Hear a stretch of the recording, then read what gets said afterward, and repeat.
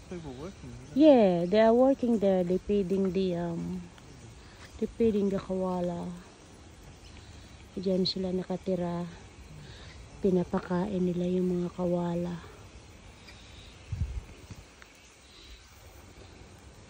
So paikot lang yan. Ayan. Pupunta kami doon. Sana hindi umano yung ulan. Hindi masyadong malakas yung ulan. Pero okay lang. Kahit umulan man umaraw, sige lang.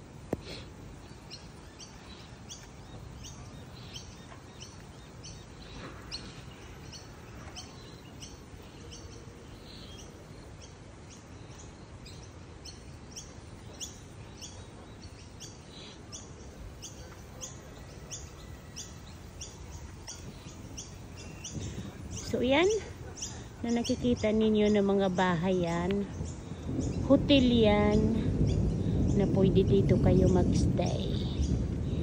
Yan. It's gonna rain, Han. It's not raining much. No, not much, not yet. Yeah, not yet.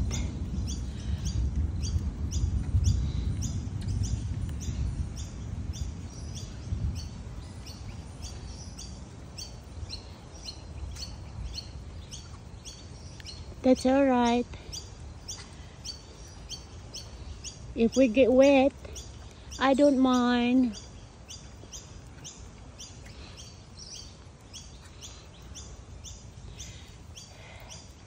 Yan naman ang bahay ng mga koala. Yan. Mga bahay muli ng koala. Ayan. Kasi nakikita nyo yung mga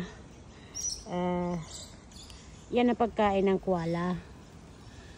Dahon lang. So yung mga puno na nakatayo dito, yan yung mga kinakain nila.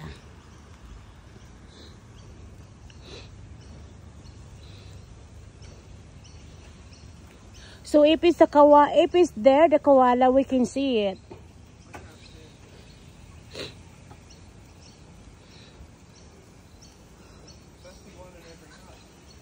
Yeah, it should be. This one, Basil, says he had a leg injury. Alright.